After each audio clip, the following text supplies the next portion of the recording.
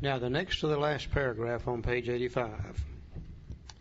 Much has already been said about receiving strength, inspiration, and direction, not suggestion, from Him who has all knowledge and power. If we've carefully followed directions, not suggestions, we've begun to sense the flow of His Spirit into us. To some extent, we become God conscious. We've begun to develop this vital sixth sense, but we must go further, and that means more action. In other words, what's happened to us in these steps of 3 through 10, we've removed enough self-will that we're now becoming God conscious. And by now we're beginning to receive some directions from God. Now, if the book says that God has all power and all direction, and I believe He does, the book says so, and it says God dwells within each of us, and I believe He does, the book says so, then it really stands to reason that you and I have within ourselves all the knowledge and all the power that we could ever need to handle any situation which comes up in the future. It's called a sixth sense of direction. I've got 5 senses. Everything I know on a conscious level, I learn from those. I can see, and I can hear, and I can smell, and I can taste, and I can touch. But what little bit I've learned through my 5 senses of direction is just a small amount of knowledge. But if God has all knowledge and all power, if I can tap into Him, then I can handle any situation in the future with God's help, whatever it might be. It's long been known we do that. You develop the sixth sense of direction through prayer and meditation. Most of us, we get here, I didn't know anything about meditation. I thought meditation is when you tried to clear your mind of all thought. Well, I've never been able to do that. When I wake up in the morning, that sucker turns on and it will not clear out. I thought maybe it was chanting, listening to soft music. That's probably some forms of meditation, but I knew nothing about any of it. I knew very little about prayer, even raised in church. I only knew 2 prayers. One went like this: Now I lay me down to sleep, I pray the Lord my soul to keep, and if I die before I wake, I'm not into that prayer anymore. That's dealing with death, and I don't want nothing to do with that. The other prayer that I used, and I bet you used it too, went like this: God, if you get me out of this damn mess, I swear I'll never do this again. Now I'm going to have to develop a life of prayer and meditation. Would seem to be impossible, wouldn't it? Bill Wilson is faced with the job of teaching people who are spiritually bankrupt how to pray and meditate, and Bill Wilson don't know how to do it either. Thank God he didn't. Because if he had really been knowledgeable, he would have written in such a manner that I could never have understood it. But he didn't know enough about it to be able to do that. What he did do is what he's done all the way through the book. He gives us some definite, valuable suggestions. And he said if we will use those in our lives today, we will develop our own life of prayer and meditation. He couldn't tell us how to pray and meditate, but he could tell us how to develop our own. He starts for just a few moments over on page 86. He tells us what to do when we go to bed at night. Here it is now in step 11. He said when we retire at night, we constructively review our day. Were we resentful, selfish, dishonest, or afraid? I believe that's step 4 again, isn't it? Yeah. Do we owe an apology? That must be steps 8 and 9 again. Have we kept something to ourselves which should be discussed with another person at once? I believe that's step 5 again. Were we kind and loving toward all? What could we have done better? Were we thinking of ourselves most of the time, or were we thinking what we could do for others, of what we could pack into the stream of life? But we must be careful not to drift into worry, remorse, or morbid reflection, for that would diminish our usefulness to others. After making our review, we ask God's forgiveness and inquire what corrective measures must be taken or should be taken. There's steps 6 and 7 again. So what the book is really suggesting is when we go to bed at night, we sit down and kind of take another little inventory. Step 10 was during the day when we're disturbed. Step 11's before we go to bed at night. We made up a little sheet here you could use. You can use anything you want to. The main thing is do we inventory or not? On one side of the sheet, we took the basic character defects: selfish, self-seeking, dishonest, frightened, inconsideration. We took all the other defects in the 12 and 12, which are the offshoots of those first four, put them on the left-hand side of the sheet and called them the personality characteristics of a self-willed person. We tried to find the opposite and put them on the right-hand side of the sheet. Call that the personality characteristics of a God-willed person. Now all we're trying to do is get from the left-hand side of the sheet to the right-hand side. And I can sit down at night with this little sheet and run down through it, making a few check marks. That shows me where I've been that day, shows me what I need to continue to work on. Never do I find myself on either side of the sheet. The check marks change locations from time to time, but I'm beginning to notice that I'm marking more of them on the right than I am on the left. And slowly, over a period of time, we continue to become a different human being. Now, I've learned one thing about my sobriety.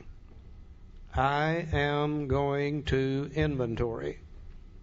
I've got one or two choices. I can put it off and put it off and put it off and put it off until I'm so sick that I'm almost drunk, and then I start trying to dig myself out from under that mess. Or I can take just a few minutes each day, and by doing it a few minutes each day, I keep myself in reasonably good condition, and I'm in much less chance of drinking. I find that it takes less energy to do it on a daily basis than it does to wait till I'm almost drunk and then start trying to dig myself out from under it. A very definite, valuable suggestion. Okay. The next paragraph tells us what to do in the morning when we get up. On awakening, let's think about the 24 hours ahead. We consider our plans for the day. Before we begin, we ask God to direct our thinking, especially asking that it be divorced from self-pity, dishonest, or self-seeking motives. Under these conditions, we can employ our mental faculties with assurance, for after all, God gave us brains to use. Our thought life will be placed on a much higher plane when our thinking is cleared of wrong motives. Most of us get up in the morning, first thing we do is go to the bathroom. One guy told me the first thing he did was get on a treadmill. I said, man, you got a better bladder than I've got. I go to the bathroom first. Then we head for the kitchen. And we get a cup of coffee and maybe a little food, and we feed the body. We get the body taken care of, we go back to the bathroom again. And you ladies fix your hair, and we men fix our beards or faces or whatever. And we get that part of us done, we go to the closet. And we begin to pick out the clothes that's going to cover the body during the day. Got to make sure they match now. We've got to make sure they match. They're the right color. We spend lots of time on our clothes. After we get the body all taken care of, we feed the cat or the dog. We start out the door. We lock the door behind us. We don't want anybody to steal our junk. We go out to the car and we check the air and the tires, and we check the fuel in the fuel tank. We turn the switch on, start the motor, and we take off down the road. But what did we do about our minds that morning? We took care of all the material things, including our body. What did we do about our minds? Our minds are going to run the whole show all day. Did we check the air there? Did we check the fuel level there? Did we feed the mind a little bit? If we would take 5 to 10 minutes in the morning to ask God to direct our thinking throughout the day, ask God to give us the right thought and action before we even start thinking about the day, then chances are our thoughts about the day are going to be in better shape. If we spend 5 minutes in the morning there, coupled with 5 minutes in the evening when we go to bed, there's no telling what we could do with our minds. If we spend as much time on our minds as we do on our bodies, my God, we could become anything, couldn't we? If you spent 5 in the morning and 5 in the evening, you've still got 23 hours and 50 minutes to screw the thing up. It only takes a little bit of time. Very definite, valuable suggestion. In thinking about our day, we may face indecision. We may not be able to determine which course to take. Here we ask God for inspiration, intuitive thought, or a decision. We relax and take it easy. We don't struggle. This is a form of meditation for busy people. We alcoholics don't have time to lay down on the floor and listen to soft music. We don't have time for chanting and all that stuff. We're busy people. Yeah. The book says when you face indecision, you can't decide what to do. Recognize you don't have the answer. Turn to God and ask God for the right thought or decision. Don't struggle, relax, and take it easy. I think what it means is get your mind off on something else. And the way I get my mind off on something else is I go start mowing the grass, painting the house, or washing the dishes. And quite often my mind goes back to that subject and I've got information I didn't have before. It says, why don't you call Bill? Maybe he'll know. And I call Bill and Bill's got the answer. They used to say, wasn't it lucky I called Bill? No. This is a form of tapping into the sixth sense of direction. And if you practice at it, it gets to where it becomes a common thing to do. It's amazing how this stuff works. Very simple suggestions. Page 87, first full paragraph down there toward the middle of the page, tells us how to pray. See, we usually conclude the period of meditation with a prayer that we be shown all through the day what our next step is to be, that we be given whatever we need to take care of such problems. We ask especially for freedom from self-will, and we're careful to make no requests for ourselves only. We may ask for ourselves, however, if others will be helped. We're careful never to pray for our own selfish ends. Many of us have wasted a lot of time doing that, and it doesn't work. You can easily see why. As I said, I used to use God like an errand boy, send him out to get this done, get that done. It didn't work. He never did come back with nothing, you know. But I learned through doing that to start praying only for the knowledge of His will for me and the power to carry that out. And today I can't think of anything that would be better than to have God's will done in my life only. It would be a whole lot better than anything that I could ever dream of. Because as I said here today, I am in places today in many, many areas of my life that you can't get to other than by God's grace. It cannot be done. You know, I was practicing this thing around, and one day I was listening to the radio, and I heard a song that I heard all my life. And it talks about having a plane of inspiration. And I heard this song all my life. It's called In the Garden. Any of you all know that song? And it came to me. I said, well, that's a song about prayer and meditation, isn't it? In the morning while the dew's still on the roses.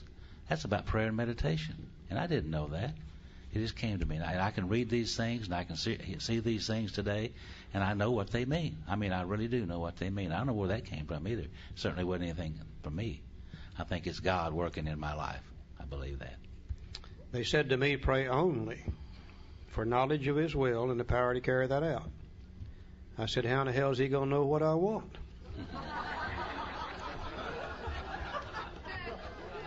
And they said, He don't care what you want. They said He's interested in what you need. And He knows more about what you need than you know yourself. And that's turned out to be exactly true. If I had written a list of things that I thought I needed when I first came to AA, if I'd have said, God, give me these things and I will be satisfied for the rest of my life, I would have cheated myself. God has given me things far, far, far beyond my dreams could possibly be when I first came to AA. Absolutely amazing, the things that take place in our life by simply trying to follow God's will. People who have been self-willed like us, who have literally destroyed ourselves on self-will. We don't need to be telling God what we want. God knows what we need, and if we do His will, He's going to see that we get it. You know, who could ever dream years and years ago we could be sitting in this room today doing what we're doing? A week ago we were in Reykjavik, Iceland, a place I'd wanted to visit all my life. And by golly, I got to tour Iceland. Hell, I'm 69 years old now before I got to do it, but I finally got to do it. I couldn't have done that if I'd been drinking. A year or two ago I got to go through the channel under the English Channel. I read something in a magazine when I was a kid, about 9 years old. It said sooner or later the English and the French would build that thing. I said then, if they ever build it, I'm going to go through it. Finally, I got to go through the channel. and ride that damn channel train doing 200 miles an hour. Yeah, 60 years I dreamed that dream. Finally got to do it. Oh, yeah, God knows what we need. He's not interested in what we want. Page 87. Said if our circumstance Go ahead, Joe. We ask our wives or friends to join us in morning meditation. About 15 years ago, we were sitting in my living room, my wife over there in her chair and me in mine, and I'm reading my prayer and meditation stuff, and she's reading her prayer and meditation stuff, and she looked over and said, Joe, would you, she said, honey, that's what she said. Yeah. And I said, I'm not ready for that this morning. She said, no, you old silly thing. She said, I want you to read this for me and tell me what it says. I said, well, I can do that. So I read that for her, and I told her what it said, and I told her a lot more than she wanted to know about it. And the next morning she said, would you read this and tell me what this says? And I did, and we discussed that a little bit. And that kind of set up a little deal in our house of praying together and sharing together. And we hadn't done that before. And I've heard all my life those people that pray together stay together. Joe, how long has it been since you and Phyllis have had a divorce? It's been 21 years. Yeah. And I'd have never thought about that. She'd come up with that. Yeah. Bottom of page 87. As we go through the day, we pause when agitated or doubtful and ask for the right thought or action. We constantly remind ourselves we're no longer running the show. Humbly saying to ourselves many times each day, thy will be done. We are then in much less danger of excitement, fear, anger, worry, self-pity, or foolish decisions. We become much more efficient. We do not tire so easily. For we're not burning up energy foolishly, and we were trying to arrange life to suit ourselves. It works. It really does. That's a full paragraph right there. We alcoholics are undisciplined, so we let God discipline us in the simple way we just outlined. If you'll follow these definite and valuable suggestions on page 86, 87, you will develop your own life of prayer and meditation. You'll make your conscious contact. You'll be able to tap into that sixth sense of direction. And it's amazing the things that we can learn by doing that.